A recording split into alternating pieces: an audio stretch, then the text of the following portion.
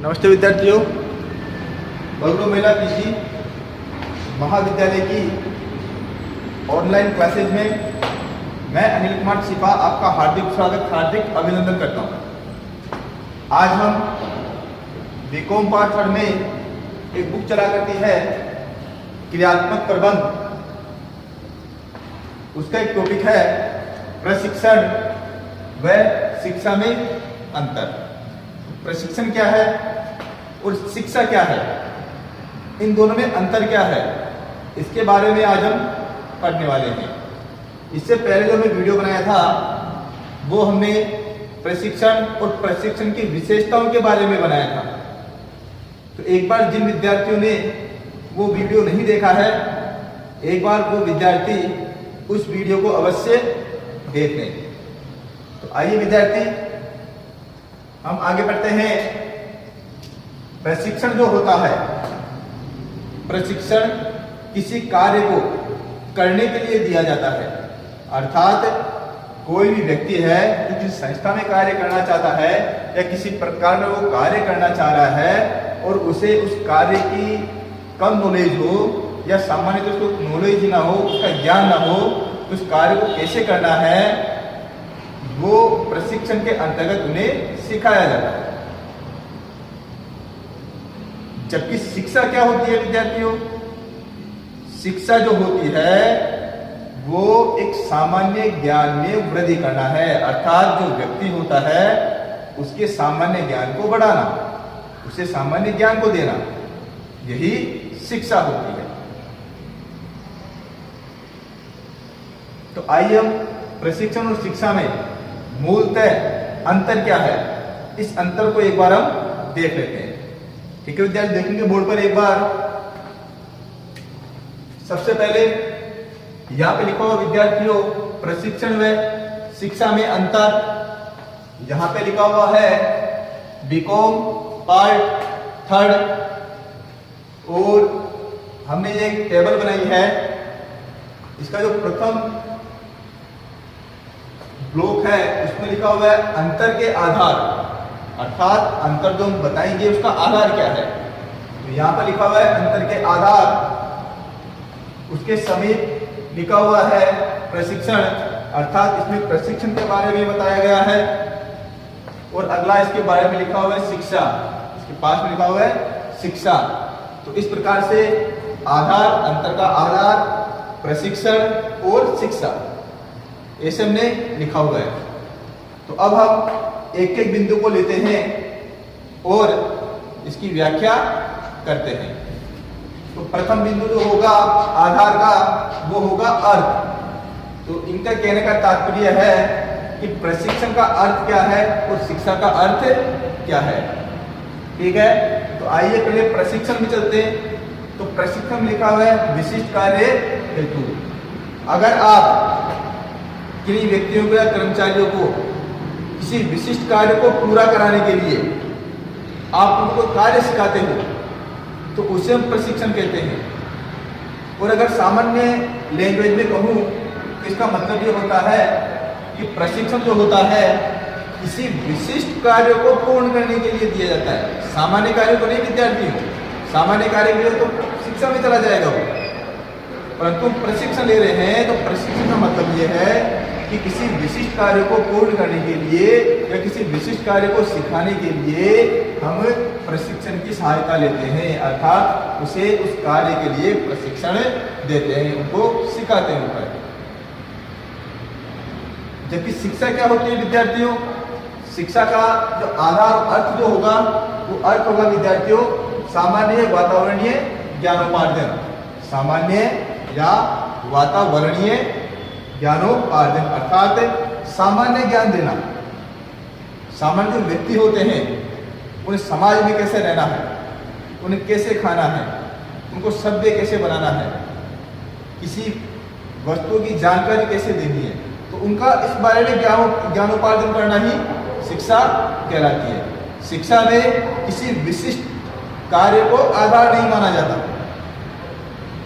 जबकि प्रशिक्षण में विशिष्ट कार्य को आधार बनाया जाता है। ठीक है विद्यार्थियों, आगे देखते हैं हम। इसका दूसरा जो बिंदु है वो है क्षेत्र। इसका दूसरा बिंदु क्या विद्यार्थियों, आधार का क्षेत्र है। तो प्रशिक्षण हम देखते हैं विशिष्ट कार्य तक सीमित क्षेत्र। अगर हम किसी विशिष्ट कार्य के लिए प्रशिक्षण दे रहे हैं तो वो प्रशिक्षण जो होगा उसका जो क्षेत्र जो होगा, प्रशिक्षण का जो क्षेत्र होगा वो विशिष्ट कार्य तक ही क्या हो जाएगा, सीमित हो जाएगा। अगर वो कार्य सीख लेते हैं उसके बाद में वो फ्री हो जाते हैं। तो सामान्य का क्षेत्र जो होगा वो क्या होगा, विशिष्ट कार्य तक सीमित होगा। और सामान्य भाषा में कहें तो हम ये कह सकते हैं कि प्रशिक्षण का जो क्षेत्र है वो क्या होता है, संकुचित होता है, छोटा होता है, क्योंकि ये किसी विशिष्ट कार्य की पूर्ति के लिए दिया जाता है। जबकि शिक्षा जो है उसका क्षेत्र व्यापक होता है, अर्थात इसके अंदर कोई एक कार्य नहीं आते, अपितु इसमें बहुत सारे कार्य सम्मिलित होते हैं और उन कार्यों का छोटा मोटा ज्ञान जो होगा, अर्थात सामान्य व्यक्ति का विभिन्न कार्यों को लेके ज्ञानोपार्जन करना, उनको बताना, वो किसके अंतर्गत आएगा विद्यार्थियों, शिक्षा के अंतर्गत आएगा। इसलिए शिक्षा का जो क्षेत्र होगा वो क्या होगा, व्यापक होगा। आगे चलते हैं विद्यार्थियों, हम अवधि की अगर बात करें कि इनकी अवधि कैसे होने वाली है तो देखेंगे प्रशिक्षण जो है आपको पता है कि किसी सीमित कार्य की पूर्ति के लिए दिया जाता है। कोई विशिष्ट कार्य की पूर्ति के लिए हम प्रशिक्षण देते हैं, तो विशिष्ट कार्य अगर पूरा हो जाता है तो वहीं पर ही उसकी अवधि भी खत्म हो जाती है, अवधि भी खत्म हो जाती है। तो हम सामान्य रूप से कह सकते हैं कि प्रशिक्षण की जो अवधि होगी वो क्या होती है, सीमित होती है। प्रशिक्षण खत्म और काम खत्म, समय सीमा क्या रहेगी, केवल प्रशिक्षण जब तक चालू है तब तक की रहेगी। जबकि शिक्षा जो होगा इसकी अवधि जो है प्राय लंबी होती है। हम अपने बुजुर्गों से सुनते भी हैं कि सीखने की उम्र नहीं होती, तो यहाँ पर यही बात लागू हो जाती है कि व्यक्ति जिंदगी भर तक सीखता ही रहता है, नई नई चीजें आती रहती है प्रकृति में या टेक्नोलॉजी में या समाज में, वो नई नई चीजों को सीखता ही रहता है, परंतु चीजें समाप्त नहीं होती और व्यक्ति की मृत्यु हो जाती है। इसलिए सीखना जो है, शिक्षा जो है वो एक ऐसा सामान्य ज्ञान है जिसे हमें लंबे समय तक सीखना होता है। चौथा विद्यार्थियों, परिणाम अवधि। अब प्रशिक्षण की अगर हम बात करें तो आपने अगर किन्हीं कर्मचारियों को तैयार किया है, अर्थात आपने उनको प्रशिक्षण दिया है किसी विशिष्ट कार्य को पूरा करने के लिए, तो ऐसी स्थिति में उसका जो परिणाम होगा, प्रशिक्षण का जो परिणाम होगा वो हमें अति शीघ्र देखने को मिलेगा, क्योंकि यहाँ पर हमें केवल एक विशिष्ट कार्य के लिए ही उन्हें प्रशिक्षित कर रहे हैं। तो एक विशिष्ट कार्य में वो प्रशिक्षित हो जाता है तो परिणाम हमें जल्दी मिल जाता है। जबकि हम एक शिक्षा की बात करें तो शिक्षा के अंदर समय अधिक लगता है, अर्थात परिणाम आने में समय क्या लगेगा, अधिक लगेगा। परिणाम आने की भी चिंता नहीं करनी है। अगर आपने कोई क्वेश्चन पूछा है, उसको आता होगा तो उसका जवाब दे देगा, वो नहीं आता है तो फिर से वो सीखेगा, फिर से किसी से पूछेगा। तो इसकी तो कोई समय सीमा होती ही नहीं है शिक्षा की, सामान्य रूप से शिक्षा की कोई समय सीमा नहीं होती है।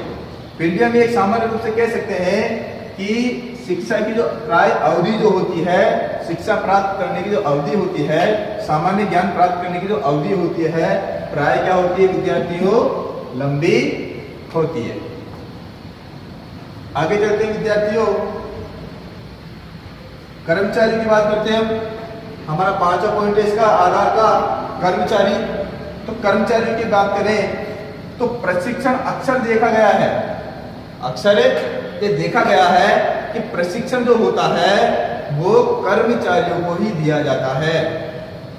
अर्थात कंपनी जो है किन्हीं भी व्यक्तियों को प्रशिक्षण देगी वो बाहर के व्यक्तियों को नहीं देगी, वो उन्हीं व्यक्तियों को देगी जो कंपनी में कार्य करना चाहते हैं या पहले से ही कंपनी में कार्य कर रहे हैं।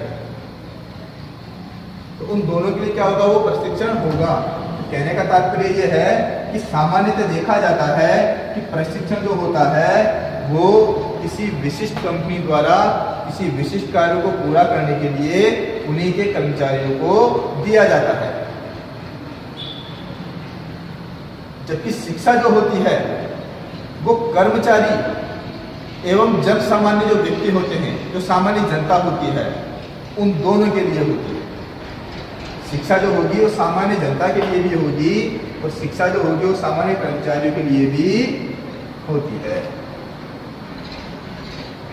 विद्यार्थियों, आगे चलते हम हमारा छठे पॉइंट की तरफ। ये कहता है कि कार्य विधि पर बल देना। तो प्रशिक्षण में क्या दिया जाता है विद्यार्थियों? कार्य विधि, अर्थात किसी कार्य को किस प्रकार से अति शीघ्र तरीके से कैसे करना है ताकि वो कार्य कम समय के अंदर, कम लागत के अंदर बढ़िया हो सके। तो यही चीजें किसमें सिखाते हैं विद्यार्थियों?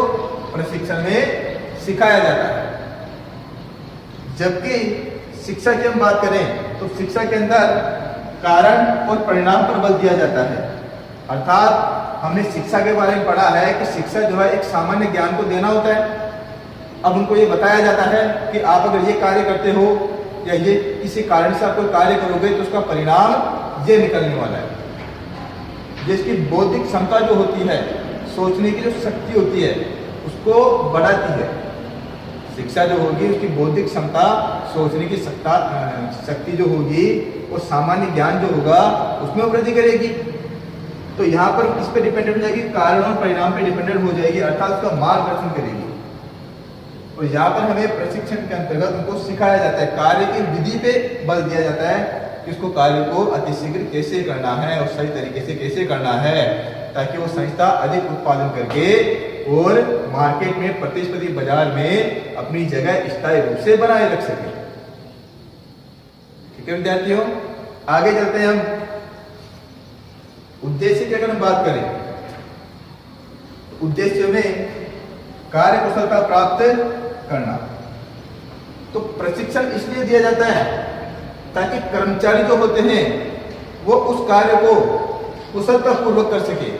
अर्थात हो सकता है उन्हें पहले से वो कार्य आते हो, परंतु और भी बढ़िया तरीके से उस कार्य को कैसे किया जा सकता है, यह प्रशिक्षण में सिखाया जाता है।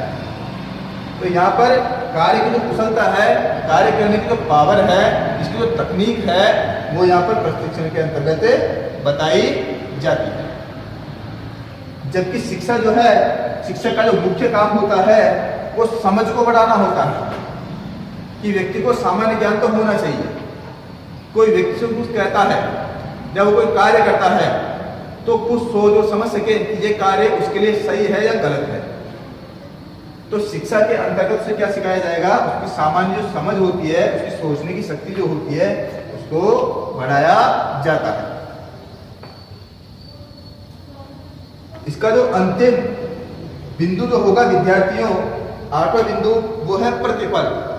ठीक है, ये अंतर का आधार जो है, उसमें अंतिम बिंदु है वो है प्रतिफल।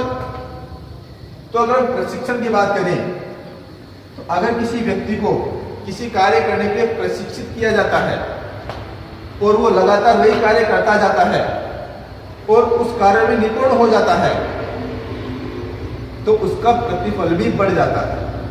अर्थात इनकम जो होती है उसकी वो इनकम बढ़ जाती है। और अगर हम शिक्षा की बात करें तो शिक्षा के अंतर्गत इनकम तो नहीं बढ़ती, परंतु उसका जो मस्तिष्क है, अर्थात उसका जो ज्ञान है, उसका बौद्धिक क्षमता जो है, बौद्धिक ज्ञान जो है वो बढ़ जाता है। तो मोटे रूप में समझे तो यहाँ पर उसके रुपए सैलरी जो होगी, इनकम जो होगी, उसमें वृद्धि होगी। यहाँ पर सैलरी वगैरह में तो वृद्धि नहीं होगी, परंतु उसके ज्ञान में वृद्धि होगी, उसके सामान्य ज्ञान में वृद्धि होगी, उसकी बौद्धिक क्षमता में वृद्धि होगी, डिसीजन लेने का जो पावर है उसमें वृद्धि होगी। अर्थात वो इससे, सामान्य इस ज्ञान से, इससे भी ज्यादा पैसे कमा सकता है। तो मुख्य रूप से विद्यार्थियों प्रशिक्षण और शिक्षा में जो अंतर पाए जाते हैं वो यही अंतर पाए जाते हैं। तो एक बार ये अंतर पढ़ने से पहले, ये वीडियो देखने से पहले, इससे पहले का जो वीडियो है वो आप अवश्य देख लें। धन्यवाद।